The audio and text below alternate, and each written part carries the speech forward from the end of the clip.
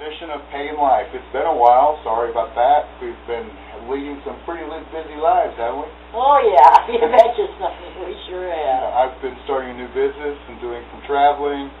And I've been playing Farmville. We certainly like our internet, don't we? Yes, we do. And as we said in the beginning of Pagan Life, we just wanted to share our point of view just like you guys do and have a good time doing it. Right. But we're on a serious note sort of tonight because as most of our YouTube viewers know, I'm a gay man. She's a straight woman. You're... Okay, I didn't know yet.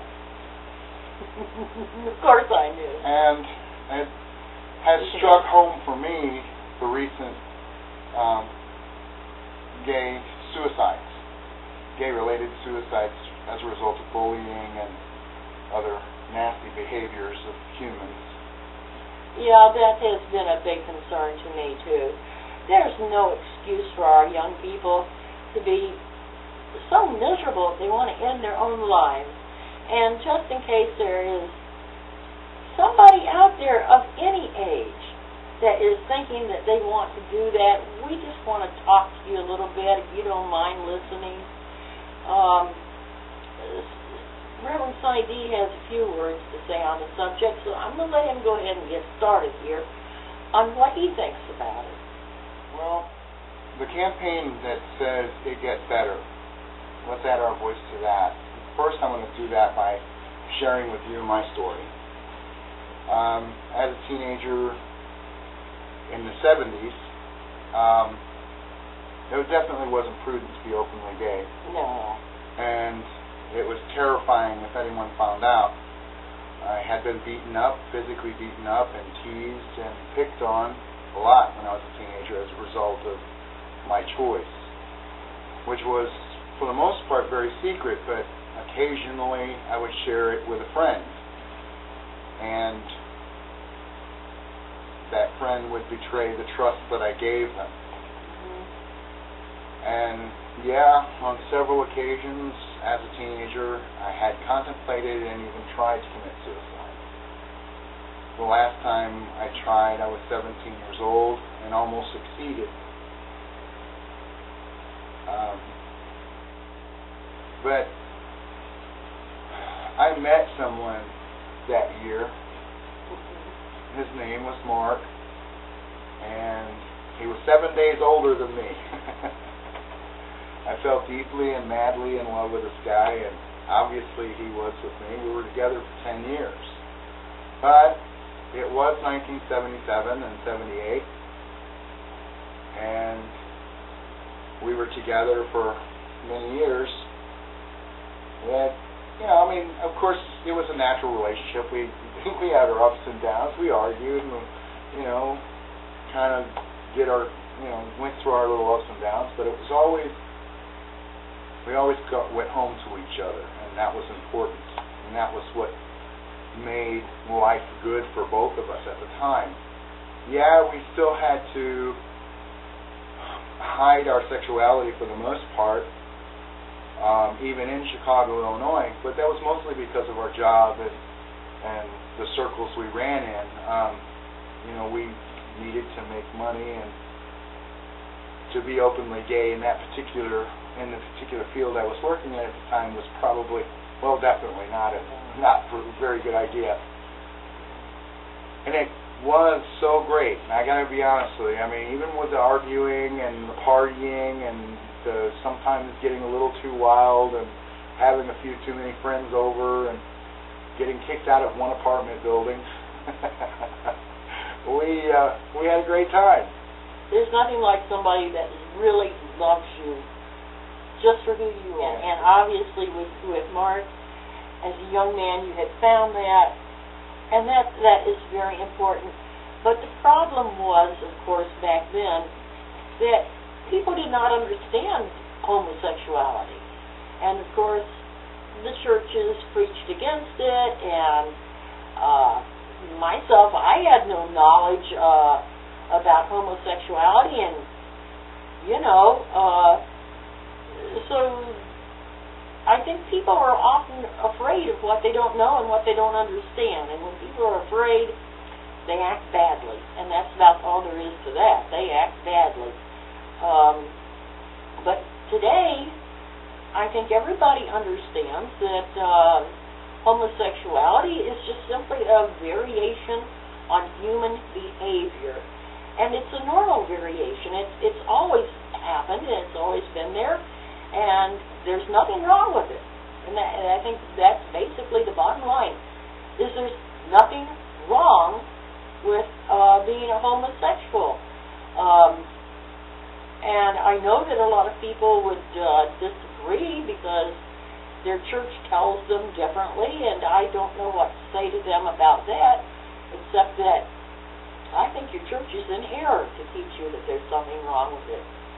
And that is doing a tremendous disservice to young people and people of any age who are gay. I think it's a real shame. But what we're here to talk about today is the fact that it gets better.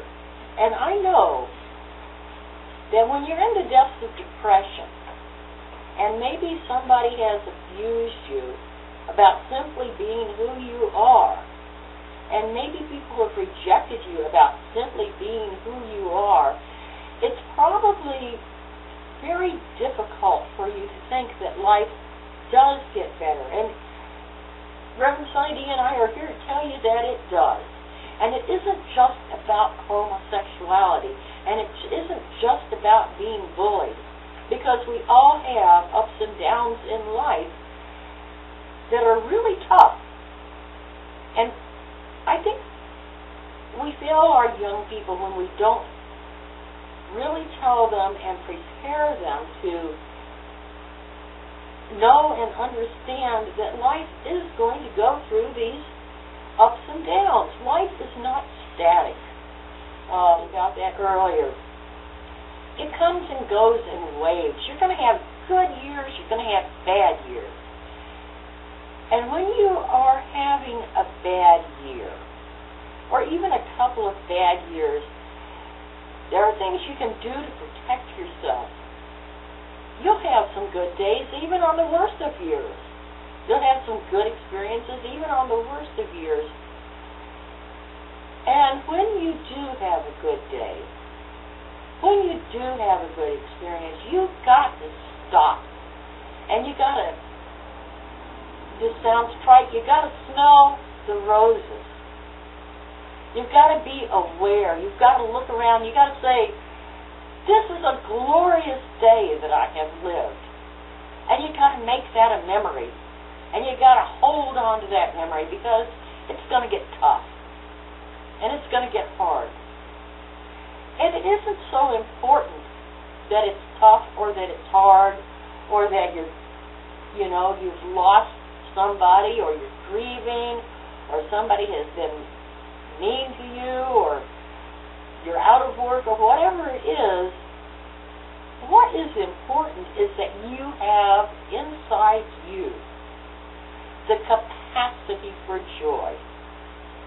You have inside you the capacity for love. You have inside you the capacity to be generous and kind. And as long as you've got that ability and capacity, it's going to be fine. Because those days are going to come back when the life is joyous and when it is great and when it's fine and when it's wonderful and beautiful. And you will smile again.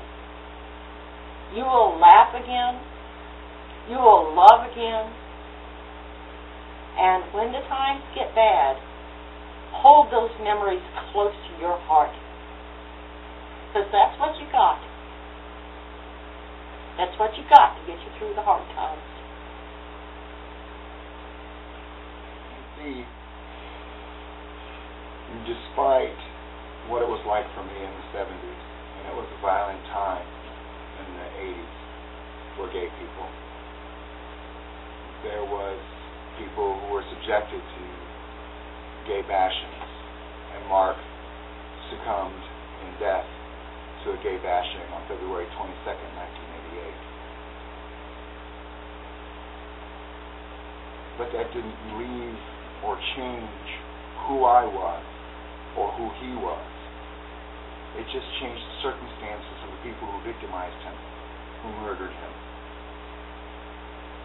Yes, it changed my circumstances as well.